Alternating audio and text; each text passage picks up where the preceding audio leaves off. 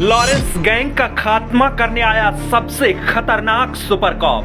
दिल्ली से मुंबई तक मची भगदड़। राजस्थान में थर-थर कांपा लॉरेंस गैंग, जिसका नाम सुनते ही दहल जाता है अपराधियों का दिल। बिल में छिप जाते हैं क्रिमिनल्स, जिसकी एक धमक से हिल जाती है गैंगस्टरों की धरती।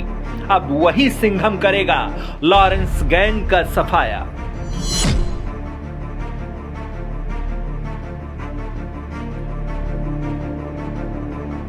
उसके जुर्म की दुनिया का नेटवर्क पंजाब से लेकर राजस्थान और मुंबई तक फैल चुका है।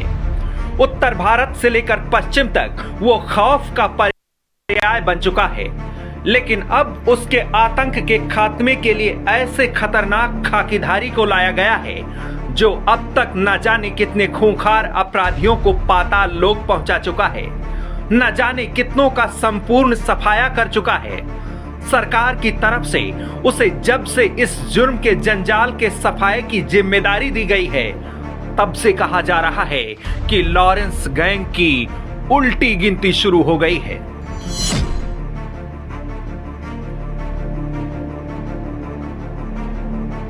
बारह अक्टूबर को मुंबई में बदमाशों ने एनसीपी नेता बाबा सिद्दीकी की हत्या कर दी। इस हत्या की जिम्मेदारी लॉरेंस गैंग ने ली। इस हत्याकांड की जांच में लगी एजेंसियों ने ताबड़तोड़ एक्शन लेते हुए एक के बाद एक कई गिरफ्तारियां शुरू कर दी। हाल ही में मुंबई पुलिस ने भगवंत सिंह नाम के एक आरोपी को गिरफ्तार किया है। भगवंत की गिरफ्तारी के बाद पूछताछ में पुलिस को ऐसे ऐसे सुराग मिले हैं, जिसके तार मुंबई से लेकर राजस्थान तक जुड़े हैं।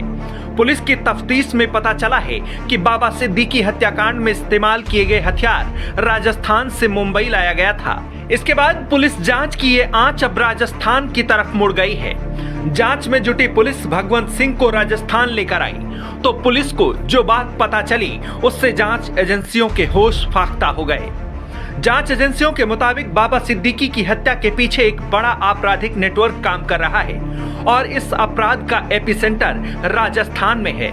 बताया जाता है कि लॉरेंस बिश्नोई की आपराधिक जड़ें राजस्थान में काफी गहराई तक फैल चुकी हैं। पूरे प्रदेश में उसका नेटवर्क मजबूत हो चुका है।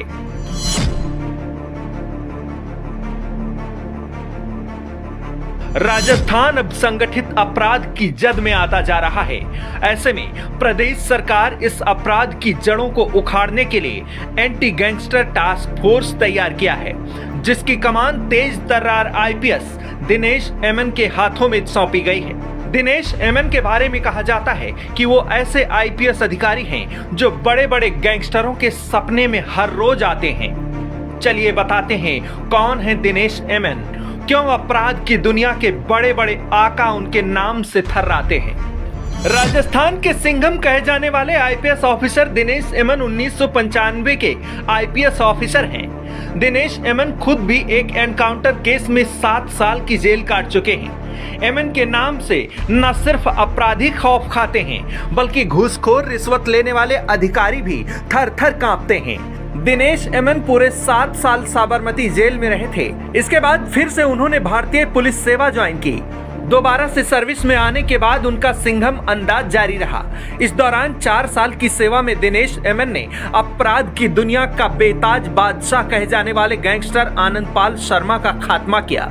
एसओजी और एसीबी में रहते हुए कई आपराधिक नेटवर्क को नेस्तनाबूद किया।